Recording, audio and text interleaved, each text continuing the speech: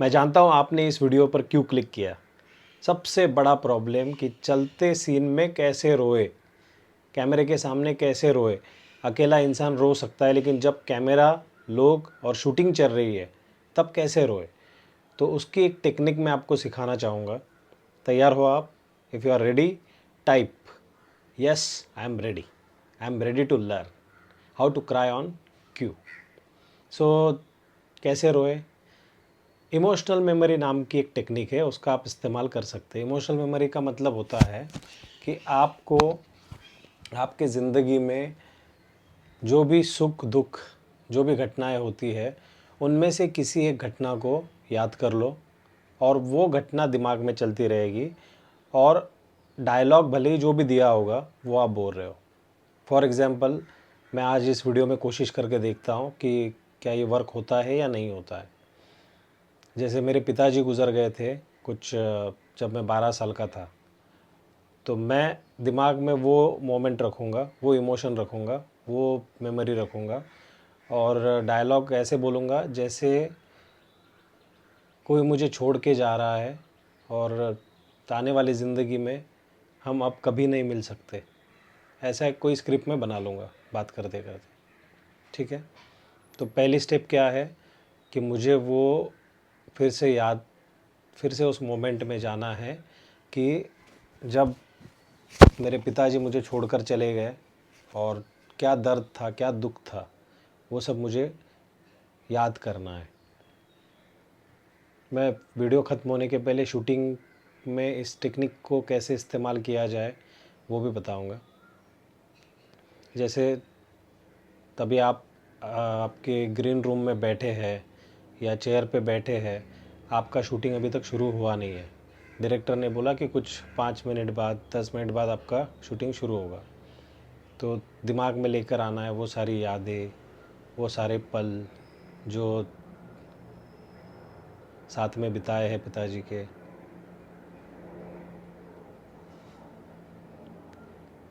और आज चाहकर भी वो हमारे पास नहीं है, हमारे साथ नहीं है, और आने वाली ज़िंदगी में भी हम उनको कभी देख नहीं पाएंगे।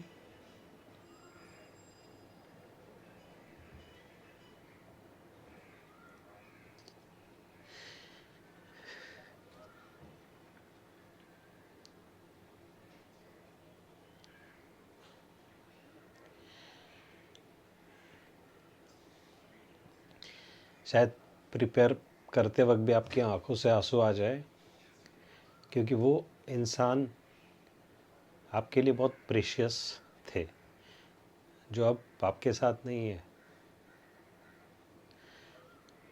सो तो आपको एक स्क्रिप्ट दी जाएगी। आप जब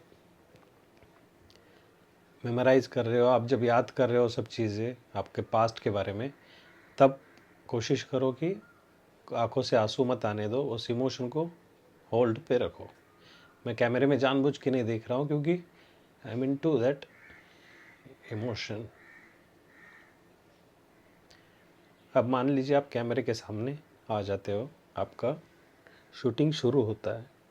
सो कोई एक स्क्रिप्ट में बनाऊंगा ऐसे ही,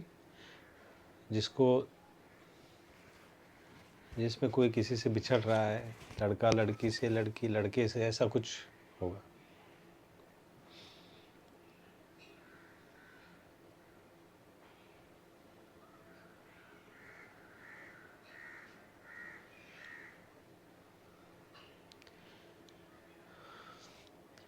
मुझे यकीन ही नहीं हो रहा है कि इसके आगे हम दोनों एक दूसरे को ना देख पाएंगे, ना एक दूसरे की आवाज़ सुन पाएंगे।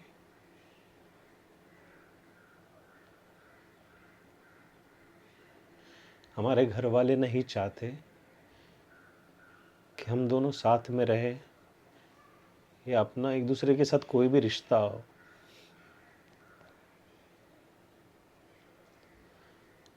लेकिन जब इंसान किसी के साथ इमोशनली जुड़ता है,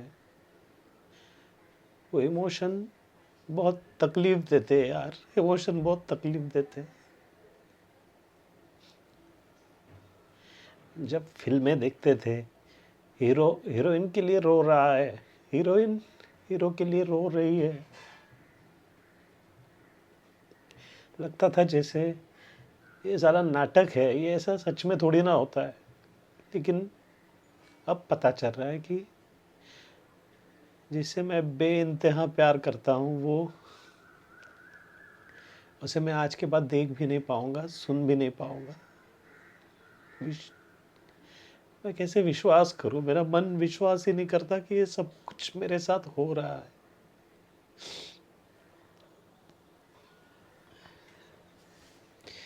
जिसके साथ मैंने जीने मरने की कसमें खाई थी, जिसके साथ मैंने मेरी पूरी ज़िंदगी बिताने का सपना देखा था, लोगों को लगता है कि हाँ, ये फिज़िकल अट्रैक्शन होगा, हाँ कुछ और होगा, लेकिन ऐसा नहीं है।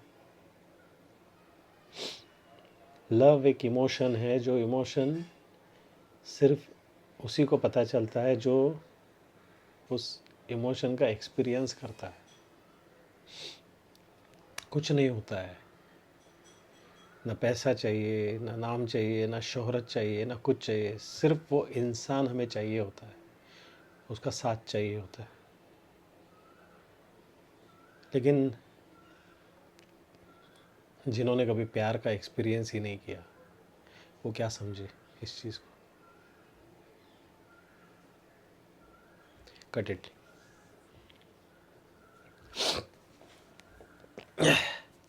अब मान लो ऐसी स्क्रिप्ट है, तो मेरे दिमाग में चल रहा था मेरे पिताजी की यादें जो मुझे छोड़कर चले गए, और इस सीन में मैं जो बोल रहा था वो कि किसी लड़की से एक लड़का बहुत प्यार करता है, लेकिन घर वाले राज़ी ना होने की वजह से वो दोनों अलग हो गए। प्यार का दूसरा नाम होता है त्याग। तो उन्होंने त्याग कर दिया कि घर वालों की खुशी के लिए अपनी खुशियाँ दांव पे लगा दी कि अपनी खुशियाँ नहीं चाहिए, हम फैमिली के लिए जिएंगे। तो ऐसा कुछ प्लॉट मैंने ऐसे ही बना दिया। तो इमोशन ही एक्टिंग को ज़िंदा करते हैं। अगर इमोशन नहीं है तो एक्टिंग भी ज़िंदा नहीं लगती। मेरे मन में अगर मेरे पिताजी के प्रति जो प्यार है, जो फीलिंग है, जो इमोशन है, वो सच्चे है, तो वो मेरी आंखों से ऑटोमेटिक आंसू आ गए, मेरे बोलने में कपकपाहट आई, आवाज़ बैठ गई मेरी। तो इमोशनल मेमोरी ये टेक्निक है, जिस टेक्निक में अगर आप नॉर्मली रो नहीं पाए तो उस टेक्निक का इस्तेमाल करके भी आप रो सकते हो। उन विचारों में जाइए, उस इंसान के साथ जो पिताजी ने जो मेरे साथ मुझे प्यार दिया, जो मेरे साथ समय बिताया, वो सब चीज़ें एक तरफ मैं याद कर रहा था, और इस तरह जब डायलॉग बोल रहा था तो वही यादें, उसकी वजह से मुझे रोना आया। ये एक टेक्निक है जो अगर आप कहीं फंस जाओ किसी सीन में और रोना आ ही नहीं रहा है आपको, तो ऐसे टाइम ही इसका इस्तेमाल करो।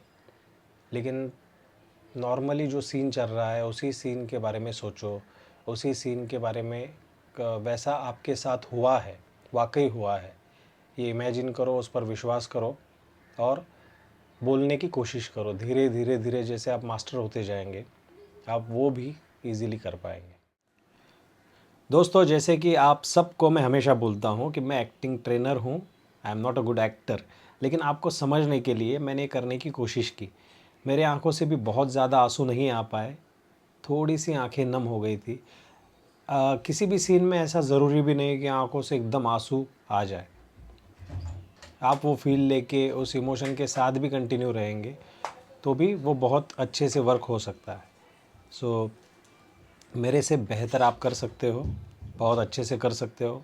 इस स्क्रिप्ट को प्रिपेयर कीजिए और आप भेज सकते हैं हमें 8169080394 इस नंबर पर भेजिए।